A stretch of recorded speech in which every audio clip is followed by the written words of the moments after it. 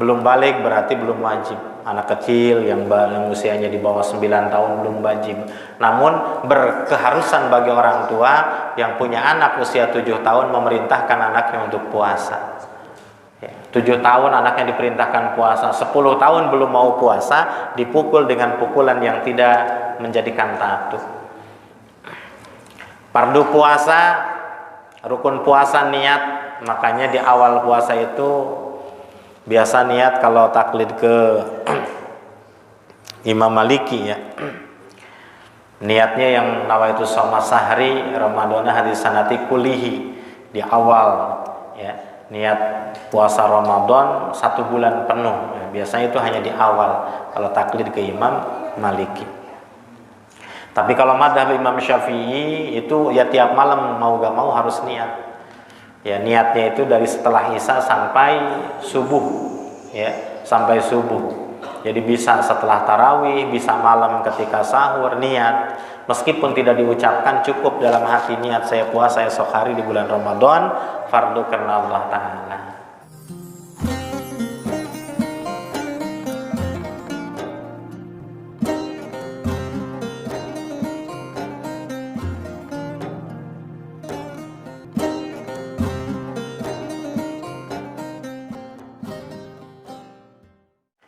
Syarat wajib puasa, Islam, baligh, akal, dan mampu untuk melaksanakan puasa. Kalau yang tidak mampu berarti tidak wajib. Belum baligh berarti belum wajib. Anak kecil yang usianya di bawah 9 tahun belum wajib.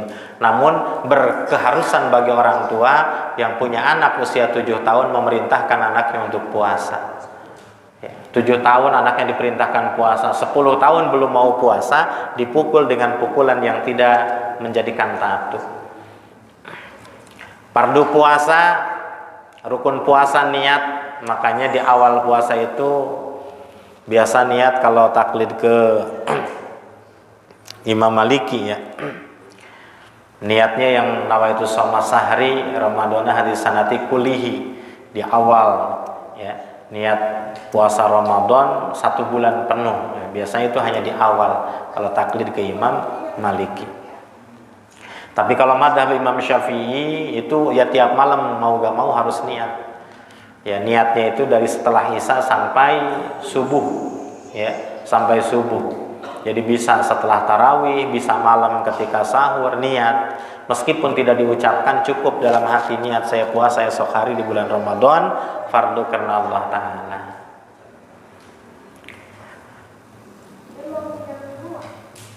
Yang membatalkan puasa.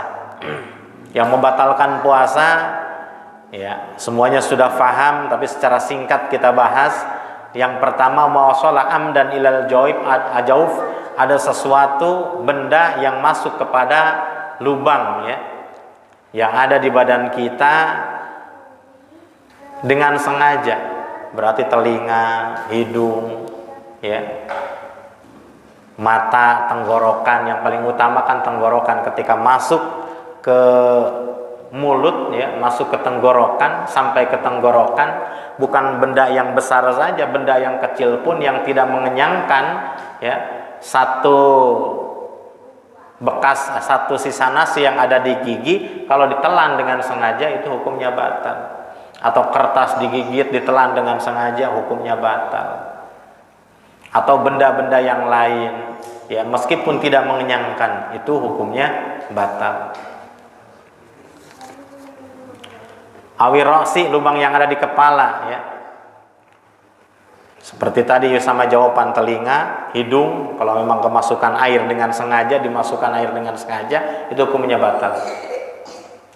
Wal hiknatu fi hadis sibilain, termasuk berobat di bagian kemaluan. Contohlah sembelit, dimasukkan dari bawah, ini obat dulkolaka, itu termasuk itu membatalkan puasa. Atau umpama susah pipis, dimasukkan dari kemaluan kita atau kemaluan orang yang tidak bisa pipis, selang kecil, itu pun termasuk ya, membatalkan puasa. Wal qayu amdan, muntah dengan sengaja. Wal wat'u amdan, berhubungan dengan istri dengan sengaja. Kalau nggak sengaja, emang ayah itu sengaja. Kalau nggak hajar ya tamah ya. Amdan Oh, pohonnya. Wal inzalu an mubasyaratin. Keluar air sperma dengan wasilah mubasyarah. Mubasyarah itu bersentuhan. Kalau umpama mimpi basah keluar air sperma tidak batal puasa, Pak. Tapi kalau umpama berpelukan dengan istri, ya, atau nyium istri terus keluar air sperma maka batal puasa. Ya. Kalau bersentuhan mubasyarah, bersentuhan kulit. Ya, bersentuhan kulit mubasyarah itu batal puasa. Tapi kalau umpama tidak bersentuhan, ya, karena tadi menghayal atau mimpi itu tidak membatalkan. Tapi kalau mubasyarah tadi ada sentuhan atau dipegang-pegang, garuk-garuk keluar air sperma, itu batal, ya, karena tadi ada sentuhan. Wal haidu wan nipasu wal junun, haid, nipas dan gila, waridatu dan murtad, ini yang membatalkan puasa. Yang membatalkan puasa. Bagaimana dengan menelan air ludah? Ini hati-hati, Pak, menelan air ludah. Menelan air ludah itu tidak membatalkan puasa dengan 3 syarat. Yang tidak batal itu kalau 3 syarat terpenuhi. 1, air ludah tidak membatalkan puasa kalau air ludahnya air ludah sendiri. Iya, tidak batal puasa, air ludahnya air ludah sendiri. Kalau air ludah orang lain batal. Ustadz, masa jijik atuh? Pengantin mah nggak ada jijiknya. Nah gitu kan. Ya pengantin mah ya siapa tahu nikahnya bulan Roah, bulan Sa'ban tanggal 29. Ya gitu. Masih pengantin baru. Nah, itu jadi kalau ludah pasangannya, ludah istrinya ya batal tadi. Yang kedua, yang tidak membatalkan ludah yang masih ada di mulut. Ya di sela-sela gigi. Kalau ludah yang udah ditampung di gelas, nah itu batal itu. Ya. Termasuk ludah yang kecil, yang sedikit, yang sudah keluar. Contoh lah kalau ibu-ibu mungkin mau lebaran nih, baju barunya ini agak sobek, ya, atau dikecilin, dijahit, ya. Ini kan benang, masukin benang, dijilat nih benang. Nah, ini kan berarti ada air ludah nih di benang. Dimasukin ke jarum, ternyata melihat enggak. Nah, dijilat lagi, berarti kan bercampur lidah yang sudah keluar dengan ludah yang sudah keluar dengan lidah yang di dalam. Ditelan, ya, tidak diludahkan lagi, ya, tercampur tadi itu termasuk tadi. Karena ada ain itu air ludahnya yang menempel meskipun sedikit, karena terlihat tadi ada air yang nempel di jarum, itu termasuk, ya, batal. Karena yang membatalkan itu ain, Pak. Ain itu bendanya, tetesannya, ya. Mau kalau air berarti tetesannya, kalau benda padat berarti sisa nasinya, kertas atau kayu, itu yang terlihat namanya ain. Kalau bukan ain tidak batal. Asar, kalau asar itu bekas. Contoh yang disebut asar itu ibu-ibu tukang asinan, ini kalau nggak dicicipin ntar gak enak, gak laku asinannya. Nah, bikin 1 baskom, ya, ini cobain dulu nih, ya, semangkok, nah gitu, cobain dulu pakai sendok, dirasain di lidah, nah gitu kan, oh cukuplah, ini sedapnya cukup. Nah ini kan airnya ada di lidah, tapi diludahin, nah dikeluarkan, ya, dikeluarkan. Meskipun sudah dikeluarkan, pedesnya kan masih ada di lidah, iya kan? Pedasnya atau manisnya dan sebagainya diludahin 2 kali 3 kali pun tetap ada, ya, maka itu namanya asar. Jadi nggak membatalkan kalau asar. Airnya tadi, si cairnya itu, airnya itu kan udah diludahin. Nah itu termasuk asar, namun makruh, ya, membatalkan puasa tidak, namun makruh, ya. Termasuk seperti gosok gigi pakai odol, kan itu airnya ada, ya, odolnya tadi busah dan sebagainya, tapi kan kita cuci keluar lagi gitu kan di siang hari, maka itu termasuk tadi, sama aja dengan mencicipi makanan, makruh berarti. Kalau membatalkan tidak, ya, tapi hukumnya makruh. 2, yang tidak membatalkan air ludah kalau air ludahnya masih di mulut. Yang ketiga, air ludah tidak membatalkan puasa kalau air ludahnya murni, tidak tercampur dengan gusi berdarah.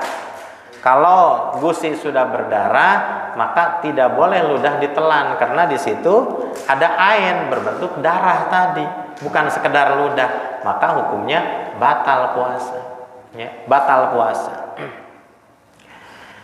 Apalagi kalau umpama tadi ya, berhubungan dengan istri dengan sengaja, ini luar biasa kalau kifaratnya puasa 2 bulan berturut-turut, Pak. Ya batalnya 1 kali 1 hari, tapi kifaratnya ini 2 bulan berturut-turut plus 1 hari tadi kodok, berarti 2 bulan 1 hari, ya. Dan berturut-turut gak boleh putus-putus, berarti 2 bulan, gak boleh batal di tengah-tengah. Kalau batal di tengah-tengah ulang lagi, makanya repot. Atau gimana Ustaz, saya nikah kan tanggal 29 Sa'ban, ini gak kuat nahan. Kalau gak kuat mah jangan langsung jinah, minum, jangan langsung hubungan dengan istri, tapi minum dulu, berarti batalnya karena minum. Jadi kalau batalnya karena minum, kodonya kodo 1. Jadi jangan lagi puasa langsung jepluk lah, jangan.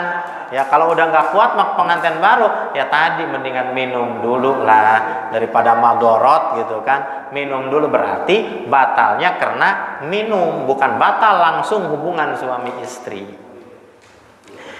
Terus bagaimana kalau istri kita yang hamil atau yang menyusui, dia batal puasa, ya batal puasa. Wal hamil wal murdu in hafata ala anfusihima aftarata walimal qada in khafata ala waladihima aftarata alimal qada wal kafaratu an kulli yaumin mudun. Kalau wanita yang hamil atau menyusui, kalau dia batal puasanya karena takut kesehatannya terganggu, maka silahkan batal dan wajib qada saja. Berarti wajib qada. Contoh di bulan ini istri kita hamil muda lah, hamil 3 bulan hamil muda. Dia takut apa? Takut kesehatannya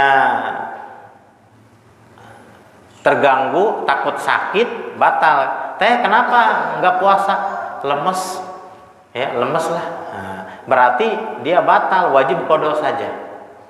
Tapi kalau ada alasan ala goirihima, ala awaladihima, kalau takut anaknya, contoh teh kenapa nggak puasa? Takut jabang bayi ini kenapa-napa. Nah, ada alasan seperti takut jabang bayi ini kenapa-napa, itu berarti wajib qada dan wajib fidyah. Jadi qada tetap yang ditinggalkan kalau memang 1 bulan, berarti qadonya 1 bulan, ya, dan plus fidyah per hari 1 mud. Ya, kalau digenapkan 1 mud itu 1 liter, berarti 30 liter, ya, 30 liter. Atau yang menyusui, ketika ditanya, teh kenapa nggak menyusui? Lemes kalau puasa, saya takut sakit. Nah, kalau takut dirinya yang sakit, itu hanya wajib qada.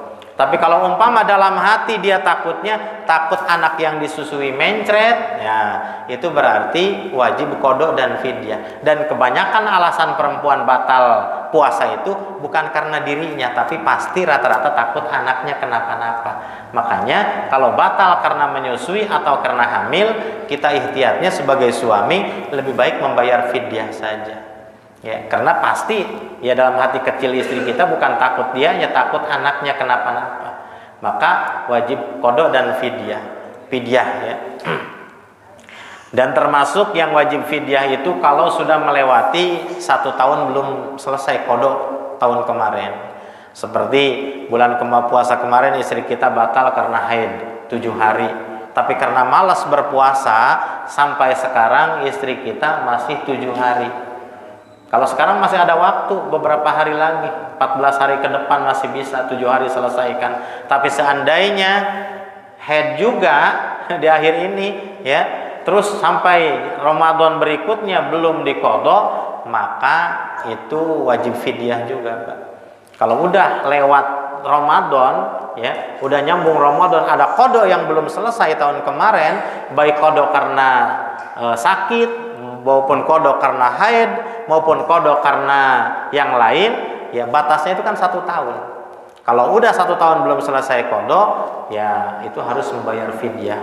Berapa hari? Ya 7 hari, ya 7 liter berarti belum selesai. Kodonya hilang? Enggak, tetap kodo enggak hilang.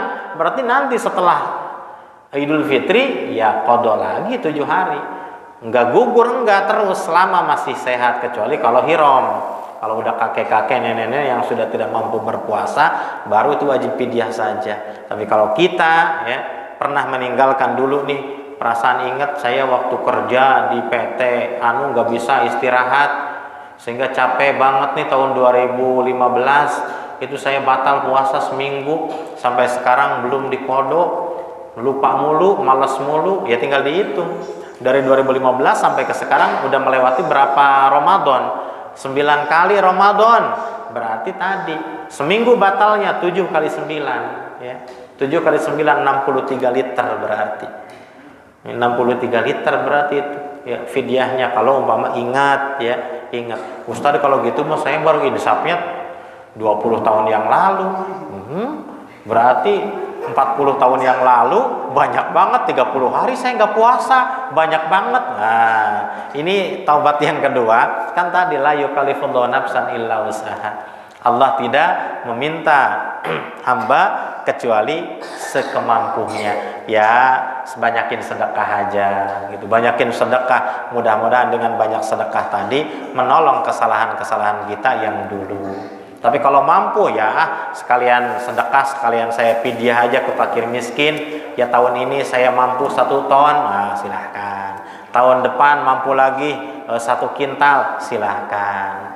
Jadi jangan dibebani, jangan sampai karena mau bayar yang 40 tahun yang lalu kita ngutang dulu ke bos Oko. Jangan sampai gadein rumah, ya jangan seperti itu mah. Ya tadi ya sewajarnya saja.